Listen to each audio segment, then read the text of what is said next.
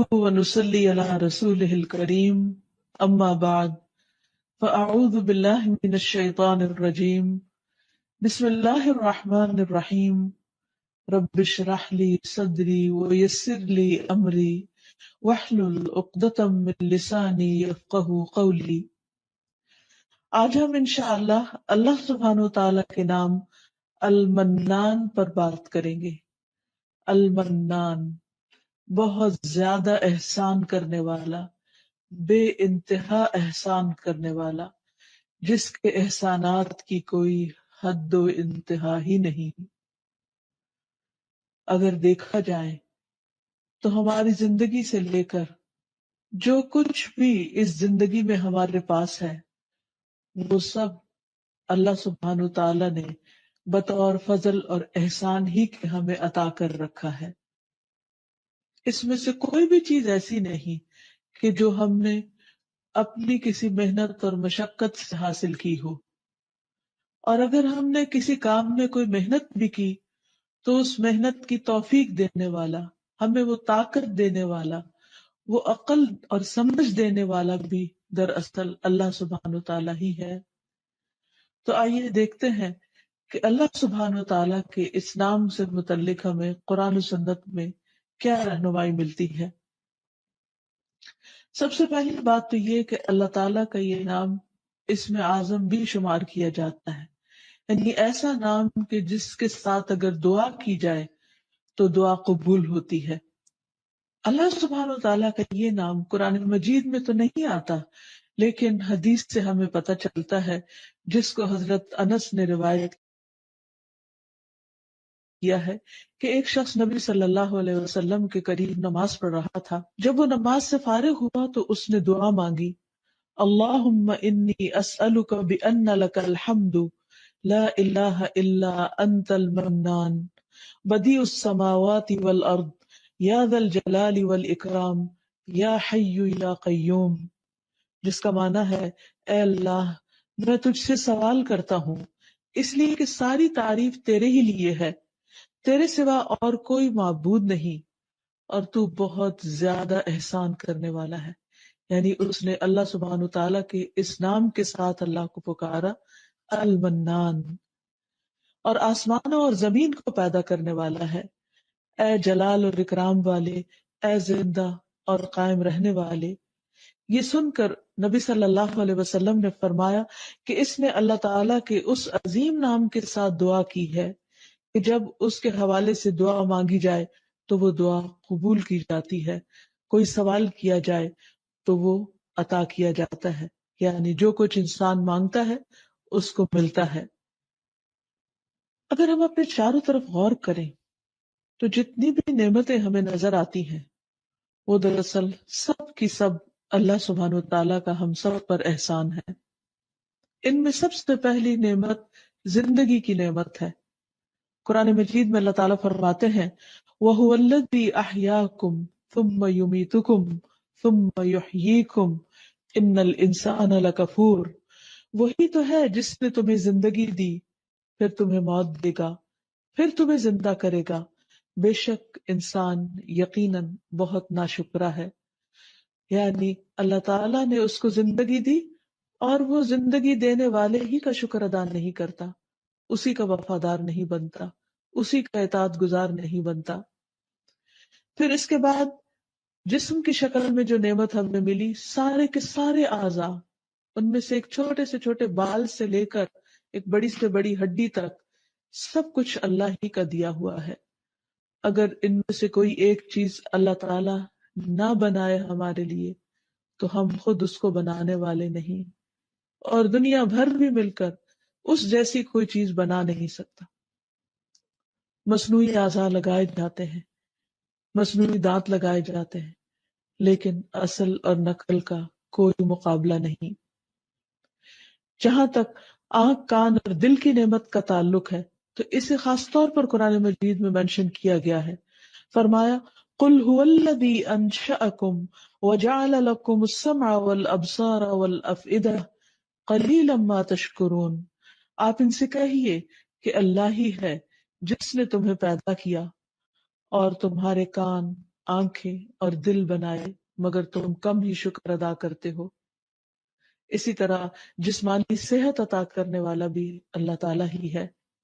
نبی صلی اللہ علیہ وسلم فرماتے ہیں کہ دو نعمتیں ایسی ہیں کہ جن کے بارے میں بہت سے لوگ دھوکے میں ہیں اور خسارے میں ہیں، ان میں سے ایک صحت اور دوسری فراغت، کہ انسان ان نعمتوں سے، اللہ تعالیٰ کے ان احسانات سے صحیح فائدہ نہیں اٹھاتا۔ پھر اسی طرح اللہ تعالیٰ نے ہمیں رہنے کے لیے گھر دیے اور ان گھروں کو باعث سکون بنایا۔ ہم دیکھتے ہیں کہ جانوروں کے پاس بھی گھر ہوتے ہیں، لیکن کہاں ان کے گھر اور کہاں انسانوں کے گھر۔ یہ اللہ سبحانہ وتعالیٰ کا کتنا بڑا احسان ہے کہ اس نے انسان کے لیے ایک خاندان بنایا اور پھر اس خاندان کو اکٹھا مل کر رہنے کے لیے جگہ عطا کی، سفر میں بھی اور حضر میں بھی کیسے کیسے بہترین انتظامات فرمائے۔ ارشاد باری تعالیٰ ہے واللہ جعل لکم من بیوتکم سکنا وجعل لکم من جلود الانعام بیوتا تستخفونها یوم ظعنکم ویوم اقامتکم ومن اصوافها واوبارها واشعارها اثاثا ومتاعا الی حین۔ اللہ نے تمہارے لیے تمہارے گھروں کو جائے سکون بنایا اور چوپایوں کی کھالوں سے تمہارے لیے ایسے گھر یعنی خیمے بنائے جنہیں تم نقل مکانی اور قیام دونوں حالتوں میں ہلکا پاتے ہو، یعنی ہلکے پھلکے گھر ہیں تمہارے، اور ان کی اون، پشم اور بالوں سے تمہارے لیے گھر کا سامان اور کچھ مدت کے لیے معیشت کا ذریعہ بنایا۔ یعنی اللہ تعالیٰ نے جانوروں کے ذریعے تم پر بے شمار احسانات کیے کہ ان کا گوشت بھی کھاتے ہو، ان کا دودھ بھی پیتے ہو، اور ان کی ہڈیوں کو بھی استعمال کرتے ہو، اور ان کی کھالوں کو بھی، اور ان کے بالوں کو بھی، اور اون کو، ان ساری چیزوں کو تم اپنی ضروریات زندگی میں استعمال کرتے ہو۔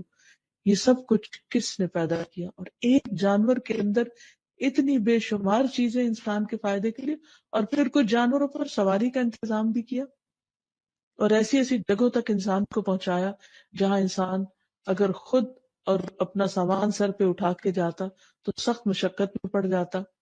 اسی لیے سواریوں کا بطور خاص ذکر کرتے ہوئے اللہ کا شکر ادا کرنے کو کہا گیا۔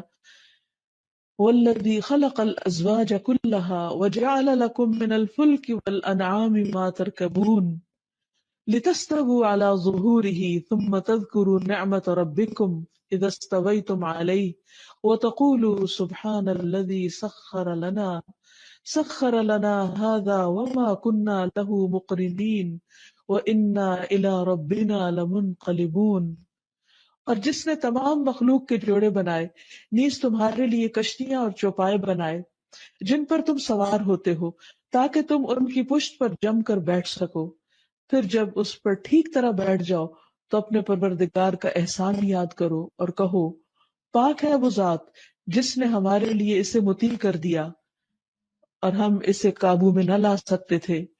بلا شبہ ہم اپنے پروردگار کی طرف لوٹنے والے ہیں۔ یعنی انسان جب ان جانوروں پر بیٹھے اور سواری کرے تو خصوصاً اللہ تعالیٰ کا شکر ادا کرے۔ پھر اسی طرح سمندر میں اس نے کشتیاں چلائیں تاکہ وہاں بھی انسان اپنے دنیا کے کام کاج کے لیے ایک علاقے سے دوسرے علاقے تک بسہولت سفر کر سکے، اور اس پر بیٹھ کر بھی دعا سکھائی کہ سبحان الذی سخر لنا ھذا وما كنا له مقرنین وانا الی ربنا لمنقلبون۔ تو حقیقت یہ ہے کہ یہ تمام چیزیں پیدا کرنے والا بھی اللہ ہے اور انسان کو عقل دینے والا بھی وہی ہے۔ یہ سراسر اس کا احسان ہی تو ہے۔ پھر اسی طرح زندگی کو باقی رکھنے کے لیے، قائم رکھنے کے لیے کھانے پینے کے انتظامات فرمائے، حلال رزق عطا فرمایا۔ فرمایا فَكُلُوا مِمَّا رَزَقَكُمُ اللَّهُ حَلَالًا طَيِّبًا وَاشْكُرُوا نِعْمَةَ اللَّهِ إِن كُنتُمْ إِيَّاهُ تَعْبُدُونَ۔ بس اللہ نے جو تمہیں حلال اور پاکیزہ رزق دیا ہے اسے کھاؤ، اگر تم اسی کی بندگی کرنے والے ہو تو تم اللہ کی نعمت کا شکر ادا کرو۔ گویا کھانا بھی عبادت ہے اگر انسان اس کو کھانے کے بعد اللہ تعالیٰ کا شکر ادا کرتا ہے۔ یہ اللہ تعالیٰ کی کتنی بڑی رحمت ہے، کتنی بڑی عنایت ہے، اور کتنا بڑا احسان ہے کہ وہ ہمیں کھلا کر بھی خوش کرتا ہے، اور پھر اس کے بعد جب ہم شکر ادا کرتے ہیں تو نعمت میں مزید اضافہ بھی کرتا ہے۔ پھر اسی طرح آسمان اور زمین سے اس نے رزق کے دروازے کھول دیے ہیں، اور صرف کھانے پینے کی شکل میں نہیں، بے پناہ چیزیں اس نے انسان کے لیے پیدا کی کہ جن کو انسان گننا چاہے تو گن نہیں سکتا۔ فرمایا یا ایھا الناس اذکروا نعمت اللہ علیکم هل من خالق غیر اللہ یرزقکم من السماء والارض لا الہ الا هو فانا تؤفکون۔ لوگو، اپنے آپ پر اللہ کے احسان کو یاد رکھو۔ اللہ کے سوا کیا کوئی خالق ہے جو تمہیں آسمانوں اور زمین سے رزق دے؟ یاد رکھو اس کے سوا کوئی الہ نہیں، کوئی معبود نہیں، پھر تم کہاں سے دھوکا کھا جاتے ہو؟ یعنی سارے احسانات تو اس نے تم پر کیے ہیں، اور پھر تم اس کی اطاعت نہیں کرتے۔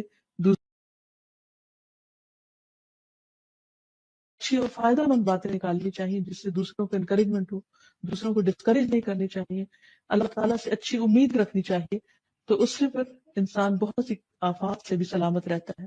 پھر اسی طرح شادی بیاہ کے معاملے میں بھی انسان کو پاکیزہ ازواج کا انتخاب کرنا چاہیے اور پاکیزہ زندگی بسر کرنی چاہیے، حرام تعلقات سے پرہیز کرنا چاہیے، اور آخر میں یہ کہ اللہ سبحانہ وتعالیٰ کے اس نام کے وسیلے سے اللہ تعالیٰ سے دعا بھی کرنی چاہیے اور اللہ تعالیٰ سے پاکیزہ چیزوں کا سوال کرنا چاہیے۔ انبیاء اور صالحین جب اولاد کے لیے دعا کرتے تو پاکیزہ اولاد کی کرتے، جیسے زکریا علیہ السلام نے کہا رب ہب لی من لدنک ذریۃ طیبہ، اے میرے رب مجھے اپنے پاس سے پاکیزہ اولاد عطا فرما، یعنی جس کا اخلاق اور کردار اور سب کچھ پاکیزہ اور عمدہ ہو۔ پھر اسی طرح یہ ہے کہ کھانا کھانے کے بعد اللہ تعالیٰ کا شکر ادا کرنا چاہیے اور اللہ تعالیٰ کی تعریف کرنی چاہیے۔ آپ یہ دعا پڑھا کرتے تھے الحمد للہ کثیرا طیبا مبارکا فیہ غیر مکفی ولا مودع ولا مستغنى عنہ ربنا۔ تمام تعریفیں اللہ کے لیے، بہت زیادہ پاکیزہ، برکت والی، ہم کافی نہیں سمجھتے نہ اس کو ترک کرتے ہیں، اور اے ہمارے رب نہ ہم اس سے بے پرواہ ہو سکتے ہیں، یعنی پاکیزہ تعریف تیرے لیے، اور جتنی بھی کریں اتنی ہی کم ہے۔ پھر اسی طرح ہمیں صبح کے وقت خاص طور پر دن کے آغاز میں اپنے لیے پاکیزہ رزق کی دعا کرنی چاہیے، نبی صلی اللہ علیہ وسلم کی سنت کی پیروی کرتے ہوئے۔